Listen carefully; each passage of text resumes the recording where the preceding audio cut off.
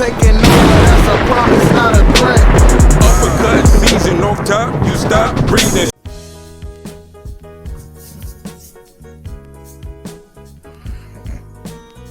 Yeah, what's good, y'all? Welcome to another episode of Real Talk, where as always, if shit's real, we talk about it. Yo, I'm your host for tonight, Pat Scorpio, the England representative, and as always, I got my man with me. I'm gonna let him introduce himself. Yo, what it do? It's your boy Jesus Shuttleworth, the guy, aka the Go Artist, aka LB, aka Lauderdale Boss. You know what it is? Monday night, Ring Game Radio live. What's good? Boxing talk. Let's get it. Yes, sir. Ringing, forever and always. And always, I got my other man with me. I'm gonna let him introduce himself. Hey, what's fly?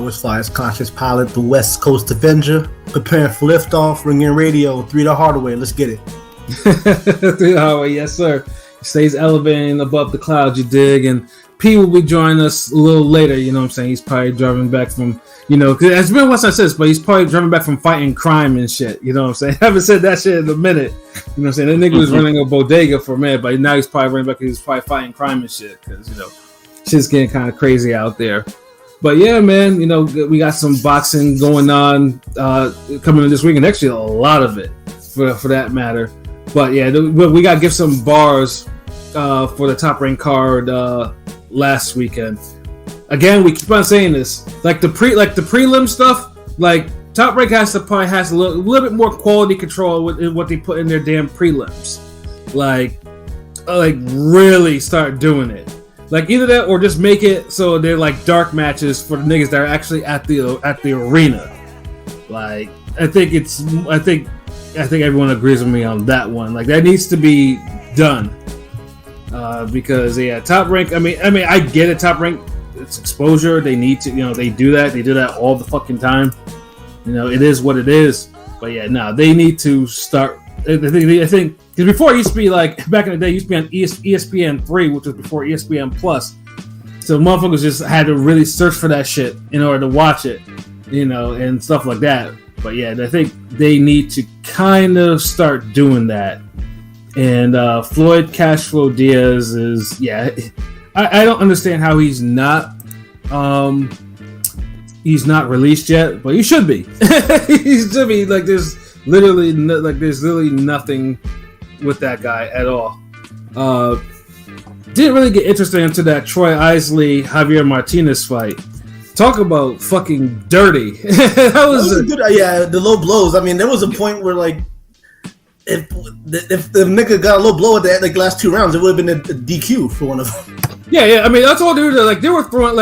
It reminded me of the Cordina Kakachi fight, except dirtier. Like they were throwing I don't know what. Like Isley didn't get penalized. Well, no, I think he got penalized once for the low blows. But that motherfucker was landing low blows that would make fucking Andrew Galata proud. Like that motherfucker was lighting, and then Javier Martinez was doing the same thing. And Troy Isley, because I hate it when they say, this is a pink slip fight. Like honestly, were they saying that? Because I feel like they're over exaggerating it a little bit. I feel like they're tough. They're matching them tough, but I think No, they said it because I remember I retweeted it too. I was like, why did they keep mentioning that shit as a pink slip fight? Because if I was a young fighter side in the Top Rank and I kept on hearing that shit over and over for like the last 3 or 4 fights, man. I mean, I'd probably get discouraged and shit. I mean, he got a good kill 3-4 fights ago, and I'm gonna keep saying it. He's like kind of a Sean Porter, Tim Bradley of 160. He's strong, physically strong, but he don't knock niggas out like that. But he's strong and rough, and And I actually thought he would because he busted dude up. Like dude was. Oh, he busted him up. Yeah, he beat his ass. Yeah, that's why I was hoping for a stop because one of my parlay was like get this nigga getting a stop because he was like plus 500. He's like he don't have that pop like that. He just don't throw like that. It don't seem like, I ain't gonna lie, it just seemed like everybody was just going through the motions that card. I mean, he had nice combos, I think. Yeah, that card, but that was a decent fight. That was probably the. Yeah, I mean, niggas, dude, like the combos these niggas is throwing. That was probably the best fight on the card. They look like the little light sparring combos that you throw, like you're like that. What was the better fight between that and Cortez Nova to you, LB? If you had to pick, what was the better fight between the two? in your opinion? Maybe Cortez Nova. But the Cortez Nova though was a fucking robbery. Like that shit. Yeah, that was horrible robbery. Horrible. Yeah, it just seemed like Cortez. Number one, he didn't make the weight. He looked sluggish, and Nova clearly outworked him. It was even beating his ass in like the last couple of rounds. Like, I blame Ryan Garcia for this one because it's like it's like this dude is like a fuck up, and he just got rewarded. Like. He missed weight. He gets the damn decision. Like, dude, like what else? And then he got the nerve to ask for a title shot afterward. Like, yeah, like I'm done. And the scores were horrendous. Like 96-94, he didn't win. That was, and then 97-93s. None of those scores are accurate. That was a clear robbery. That was a bullshit robbery. You know, they don't like Nova. I honestly feel like Nova would be bigger on like another platform, like. Yeah, Nova been talking shit about Haney, just kind of popping off and stuff, and but that still ain't got nothing to do. He won. To me, he won 7-3. I mean, I can't give. Of course, I can't give. This is the thing, like, and it's like Haney niggas want to know, like Haney fans want to know why, like niggas be hating on y'all and shit like this. Like that got nothing to do with damn. The bad judging got nothing to do with whatever little spat y'all got. Like, we just talking about this fight, and first thing niggas run they dick suckers talking about, oh man, the Haney curse, this, that. I'm like all y'all niggas in the same boat. All y'all losing. All y'all getting cheated out. And what the fuck y'all bragging for? Yeah. All y'all niggas got Devin Haney got cheated. Fucking Abraham got cheated. But all these niggas is damn snickering and giggling like. Yeah, that was like Nova, because Nova still has a 0. I felt like, and I mean, Cortez still has a 0, where Nova, just came off a title, a loss. So it's like that was a nasty robbery. I'm not trying to justify it, but Cortez still has a 0. So if he wants, 130s, Top Rank got a nice 130 mix, so they can match Cortez with one of those guys, and Nova's kind of like. Yeah. Dude, no one don't want to see fucking Cortez, bro. Because Robson's literally the one guy that's doing the merry-go-round pause on throughout the 130, throughout all them dudes. But like, maybe they want to get a fresh face. But that guy can't make weight. Like, he looks sluggish. You know what I'm saying? You can tell that missing weight. He looked. Yeah, he looked terrible. Like, I wasn't impressed at the least bit. Like, what the fuck did he do? Yeah. Yeah, like I mean, he left whatever fight that he had on the scale, and he looked terrible. And Nova was kind of like he was outworking him, but once Nova was like, okay, you know what, this dude can't really do anything. Nova was beating his ass, like, and I was like, okay, this is decisive. Now, not to say that dude wasn't competitive, he did land some shots on Nova. Nova really wasn't super mindful of defense, but he outworked dude clearly, clearly. Hey, what up, Blazing Killer? What it do? Salute, sup, gang. Hey, Rob D, what it do? Chilling, bro. Yeah, man. But yeah, just a shitty scorecards, shitty performance from Cortez. But I ain't gonna lie, when I see people get gifts like that, I'm automatically like turned off from like watching future fights. I'm just like, yeah, whatever, bro. You didn't deserve this. Like, next. Yeah, dude. Honestly, dude. Hopefully, dude probably should lose a 0. Like, because it was like, that was unacceptable. Yeah, this is shit that need to be investigated. Y'all investigate everything else. Yeah. Like, how y'all how these like honestly, man, like the judges gotta have like some type of way they'd have to explain themselves. Like, we needed to where like I don't think I could ever damn set up no type of boxing event, and I'd probably have to put it in the contract. Like, if I hire judges for a boxing event, like if your scorecard is trash, you're gonna be held accountable on a live stream. Like, oh my god, that's it. Like, nigga, like every judge is gonna be scoring fights fucking perfectly after that. I'm like, that's in your contract. Like, do not judge any fights for Ring Game Radio Promotions if you not want to be held accountable on the next live stream. The Ring Gang will be right there. We'll send you that link. Like, if you don't take this link to explain yourself on live, you liable to get sued now, motherfucker. Breach of contract, because I'm sick of this shit. Facts. What up, gang? The Cortez card brought the internet together. Facts, Marquise. Facts. Yeah. Everyone was disgusted by that. Yeah, I mean, that has to be robbery of the year. I mean, off top. So far, it is. Like, I'm kind of thinking, like, has there been any other like bad robbery? I mean, there's been lopsided cards, but I'm going to mean to that. You know what I'm saying? The random, giving Gary Anton Russell a fight type of shit. I don't know. Yeah. This shit, oh lord! But yeah, fuck Cortez and fuck them judges.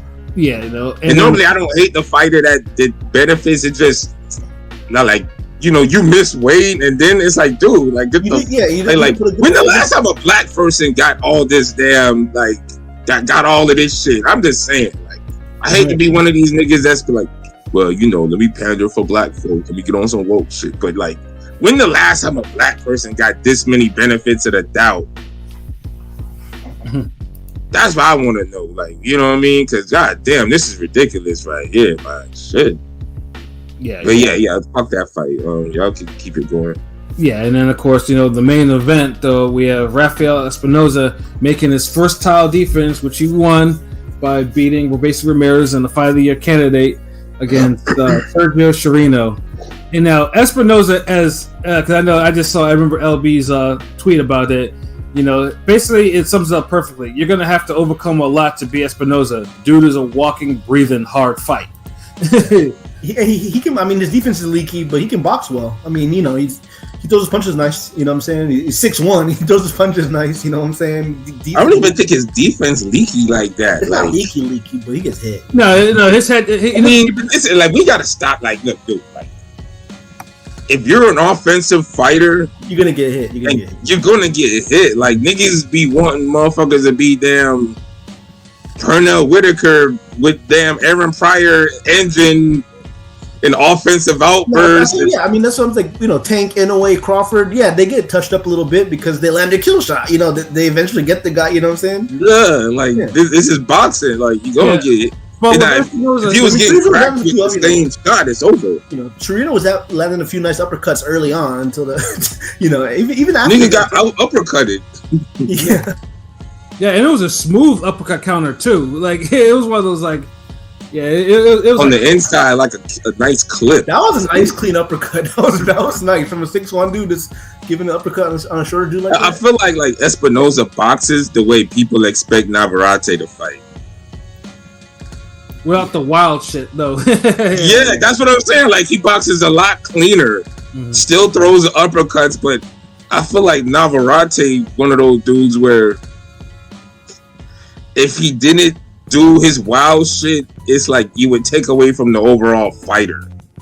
That makes him not say special, but that makes him unique, or makes him. Yeah, because who else throws these goddamn ground uppercuts? These lounging, those fucking like just jumping halfway across the ring, right? Yeah, uppercut literally come from under the ground on some Killer Instinct Galatians shit, or like a nigga Omega Red, like nigga put the tentacles to the floor. Shit.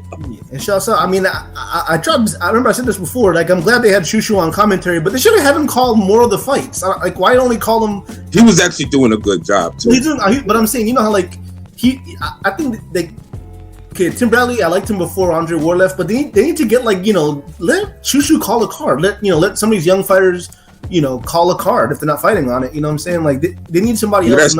That's two checks they gotta cut, bro. Yeah. Well, no, I mean, I guess. Yeah, I mean, they gotta let Bradley, earn his bread. But but there's one thing what Bradley said about Espinoza that I 100% believe it. If he loses, it's gonna be a brutal knockout. If he loses, Espinoza. Because he doesn't keep his head off the line, and he got. Before, because Chirino was trying to time him. Because I saw Chirino was trying to counter him early with them left hooks. Because he was trying for the home run shot. But once he got touched by the uppercut, and it seemed like Chirino was like, oh damn, like it seemed like the fight was slowly beating out of him, and then once that Espinoza was like the hooks. Once he started swinging the hook. And was able to avoid it. Yeah, it was just an ass whooping. Like, he was done. Although Chirino was tough though, because my bet was he got KO'd in a round after what I put for my bet. But that was an impressive offensive output by Espinoza, man, and he had the crowd rocking too. The crowd was fucking with him. Like you could tell they like his style, like his offense, I mean, heavy-handed. He throws all the punches clean. The whole thing with him is like you're either gonna have to set him up for a big shot, like an overhand or something he doesn't see, or you're gonna have to just be in his chest type you can try shit. to get him in the body. Pause. You can try. Yeah, and I don't know. But either way, it's you got your work cut out. I do believe you can set him up with something because lots to do. I mean, Robeisy dropped him twice and hurt him, or once or twice and dropped him. Hurt him bad. I know in that fight. So it's like, yeah, Robeisy dropped him once, but the way he dropped him, it's like you almost thought it was a knockout type of drop. Yeah, it looked bad. It looked bad. I tell niggas all the time, like Top Rank didn't expect that to happen. Like the camera people, because they was fading out on the end of the round type shit, and then it happened. Like, oh shit, these niggas, they was already panned out, and you see this nigga stumble to the ropes like, oh shit, like I know I got it on TikTok, like because it was like a nice knockdown. But yeah, like Espinoza, he opens the door, like his style, everything. He can make some nice potential fights. I definitely want to see like Carrington, Espinoza, all these guys mixed it up. Pause. Yeah, they want me to before we get to like Inoue, that's all I'm saying. Yeah. You can do the poll topic. Let's do the poll because it was. I mean, did some numbers and it was. I mean, pretty even across the board. So we did ask, who do you want to see Rafael Espinoza, the featherweight champion? I don't know what body. I forgot. WBO. WBO. Right? Of course, WBO. Of course, it's top whatever rank. Bob orders. We did ask, who we want to fight next. We had 174 votes with about 4 days left. So check us out at Ring Gang Radio. Espinoza got the juice. Got the Putin. And we got 25% for the Robeisy Ramirez rematch, 25% for Nick Ball, 28% for Bruce Carrington, and 22% for Monster Inoue. Yeah, I'm not gonna lie. A fucking Nick Ball Espinoza fight would be a wild fight to fucking watch. 6-1 to 5-2. It's kind of crazy. I know people are just like, damn, I want to see that oddity. And further things too, you can't count. I mean, Nick Ball is a featherweight champion, and I mean, we saw him against Ray Vargas, and I mean, he's so it's not like it won't be his first time fighting someone that with that much of a height advantage. Although, Ray Vargas, he just doesn't punch hard. So I think it's like it's a testament. We've been talking about 126, 130. It's like deep divisions. You know what I'm saying? Like we didn't even add Venado, Lopez, Luis Alberto Lopez. We didn't add him to this, who's a champion on Top Rank. We didn't, people were shouting him out. It's just, 126 is so deep. Anyway, not even at 126, but we threw him in the mix because obviously, that's hopefully the plan, right? If he's already going to 126 niggas fights, then it's like, hey, like you gotta throw him on there. I know people are already talking about it. Who'd y'all vote for? I can't remember. Let me go look. I voted for Shushu. I actually said Robeisy Ramirez. The rematch, yeah, the rematch. See, I voted for Shushu. I know the rematch is next because I think Robeisy fights this coming weekend, right? Yeah, he fights this coming weekend. But I don't know. Robeisy Ramirez to me screams like, I would say a gatekeeper. He's like a high level gate. I mean, he could maybe be champion. At one point, I thought he would be one because obviously, if you heard us talk about Cuban boxers before, like certain generations of Cuban boxers. I mean, some of them they come here, they lose their discipline, and then you get the one that does actually, maintain that actually does something like a Casa Mayor type of deal, and then you get the ones that kind of flounder, or they win a belt and they just don't do anything with it. Yeah. And Robeisy is kind of voted for Nick Ball, yo. No, because that's a fuckery pick, nigga.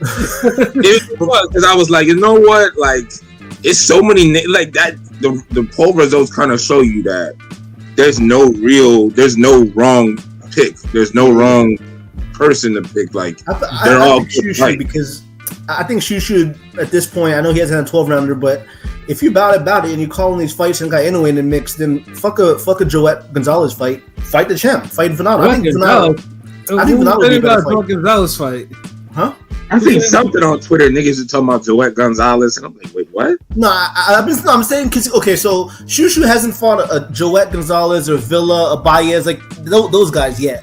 Is he ready for a champ? You know what I'm saying? Is he ready for an Espinoza or a Venado Lopez, or does he need that that proper? I mean, it wouldn't hurt because he could lose. If he fights it, yeah. I feel like.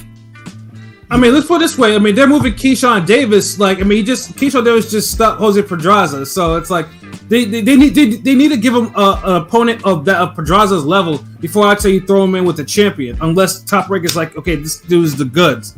Let's go. Let's put him against Lopez. Let's put him against Espinoza, or maybe make a Saudi deal with Nick Ball or something like that. So it's like.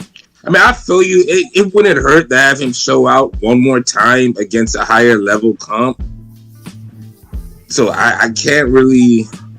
It got to be worthwhile. It got to be somebody that maybe could push him, but he could dig deep. Ultimate? So how about the guy Ray Ford beat? Yeah, but he's coming off injury though. He's coming off surgery and stuff like that. Yeah. So I mean, would you say who would you favor, Luis Alberto Lopez or Shushu if they fought next? Who would you favor? Oh wow, probably Shushu. Yeah, no, but I'm not gonna say that. Well, that's Lopez a good fight though. Like you can't count Lopez out. That's for a belt, I mean, Lopez is streaking right now. Like, bruh's like he's like type dangerous. He's bodying cats. He's in his. He's actually doing what other fighters could do. He's actually beating the shit out of people. Venado versus Shushu sounds like a fight of the year. Could I mean to say it sounds like a contender. It could be a banger, dog. That could be. I wouldn't call it a fight of the year because mostly I don't think. I don't think Shushu would trade like that because Lopez he's kind of wild, like like basically. Yeah, like I mean, he could be outboxed and outworked though. Yeah, that's the thing. Yeah, but he's an awkward fighter, and Shushu's, I know he's, it'd be hard to. A lot of times when niggas don't want to fight awkward styles because awkward styles make you have to refine your technical skills. Right. Yeah. And a lot of people, if you don't have refined technical skills, meaning if you don't keep your form when you're frustrated, if you don't keep your form when you're tired, you don't keep your form when you're winning, you don't keep your form when you're if you're somebody who loses form or direction in multiple circumstances, then you don't have a skill level that's refined enough to beat a guy who has an ugly style or is streaking or is awkward. Because they'll make you second guess yourself, or they'll do something that just throws you off, and you won't believe in your skills enough to just kind of weather it and keep at it. And that's how these niggas be getting upset. Yeah. Now you just dropped some real talk. That's real shit. That's what it comes down to. Like that's why if you box and like refine your skills, like everything, because there are dudes out here who. They may look wrong and train wrong and look horrible, but they're getting good at looking horrible. Right. And then niggas use that to their advantage. I'm telling you, man. So, and I mean, we just mentioned Navarrete. Yeah. Navarrete fights very unorthodox, but it works for him because cats don't. It took a whole Ukrainian. So like almost like some questionable scoring because it ain't like he like that fight literally could have gone either way. Like it was like, dude, like we haven't seen niggas really lose in a minute. Like that Navarrete loss was one of those. It was like the Gary Antoine Russell loss. It's you kind of got cold, and we don't believe in you like that no more. So we're letting other guys get the benefit of the doubt on you. That's the type of loss these niggas get. They're not getting real, like, oh shit, he got his ass up. Oh, he looks real bad. They're not getting those type of losses. They get these damn bullshit. You're on a little cold streak. Jamel Charlo, Tony Harrison, one loss. Yeah, so it's like, let's go. I mean, I can say it too, because, like I said, the boxing world, like, I mean, obviously, because we've been doing this shit now, so all of us kind of got exposed in our own way to the other side of this shit. And honestly, it works like that. Top Rank, BBC, Matchroom, Queensborough. They all do it. As soon as a guy gets a little hot, but then he starts turning in these cold performances where okay, ref got to bail him out, or judges bailed him out, or he kind of struggled. He should have won 118, 110, but he won 115, 113, 116, 112. Yeah. You get that for a couple years, and this is what happens. All they'll take is some guy arguably winning 5 rounds against you. Arguably. And that's just enough for them to say, give or take. He won 115, 113. Jose Ramirez, we're looking at you. You know what I mean? Yeah. You know, I'm telling you, like, it's coming, like, pause, but it's get there.